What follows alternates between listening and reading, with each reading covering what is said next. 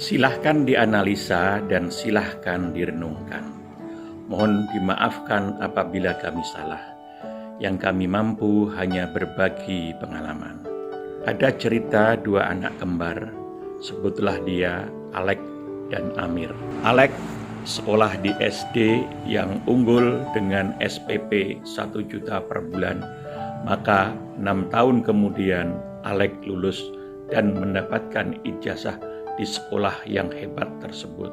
Si Amir bersekolah di SD biasa dengan SPP 100.000 per bulannya. Maka ada selisih uang SPP sebesar 900.000 rupiah untuk disisihkan Amir membeli tanah bersama rekan-rekannya.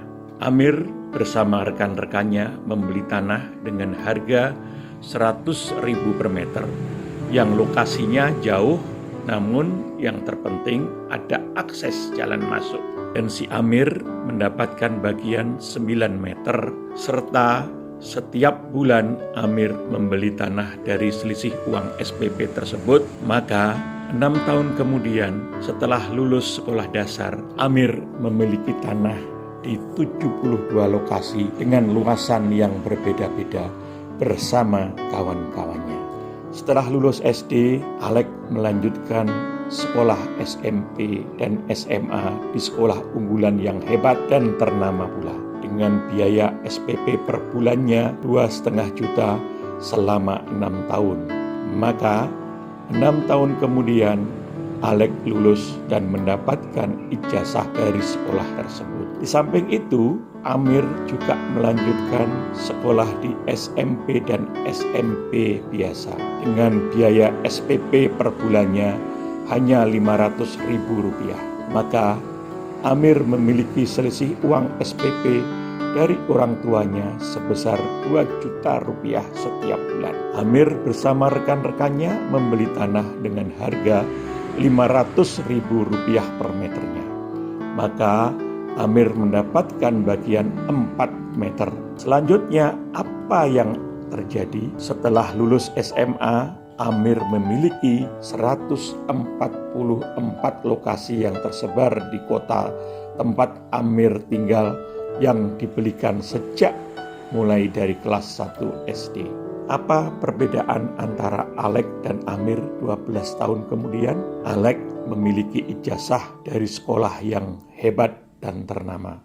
Amir memiliki ijazah dari sekolah biasa plus 144 lokasi tanah bersama kawan-kawannya. Pertanyaan kami, kira-kira yang masa depannya lebih terjamin sejak kedua anak kembar itu lulus SMA siapa? Masih bingung? Semoga tidak. Selanjutnya, Alek dan Amir diminta orang tuanya melanjutkan pendidikan tinggi 4 tahun sebagai bekal mengarungi kehidupan. Alek pun melanjutkan kuliah di perguruan tinggi ternama dan 4 tahun kemudian lulus dengan indeks prestasi sangat memuaskan dengan biaya per bulannya sebesar 5 juta rupiah dari orang tuanya. Sementara Amir juga mendapatkan jatah bulanan dari orang tuanya sebesar 5 juta rupiah. Dari uang 5 juta rupiah tersebut, 2 juta untuk melakukan aktivitas sosial supaya generasi muda lebih berdaya dalam menghadapi tantangan zaman.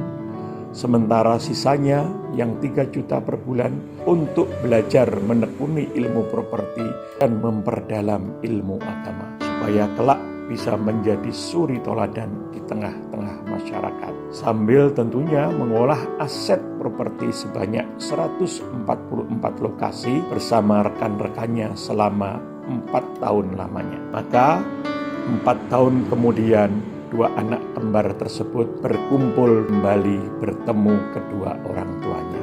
Cerita selanjutnya, Alek melamar pekerjaan dan bekerja di perusahaan dengan aktivitas harian berangkat subuh dan pulang larut malam. Sementara Amir mulai fokus dan profesional mengolah aset properti yang dimilikinya sebanyak 144 lokasi bersama rekan-rekannya sejak mulai dari SD. Menurut Anda, mana di antara kedua anak kembar tersebut yang masa depannya lebih jelas dan pasti dalam membantu kedua orang tuanya? Dunia pendidikan telah berubah, saatnya pun kita harus berubah. Maka kita sebagai orang tua belajarlah ilmu properti agar kelak kita bisa membimbing anak-anak kita mulai sejak dini.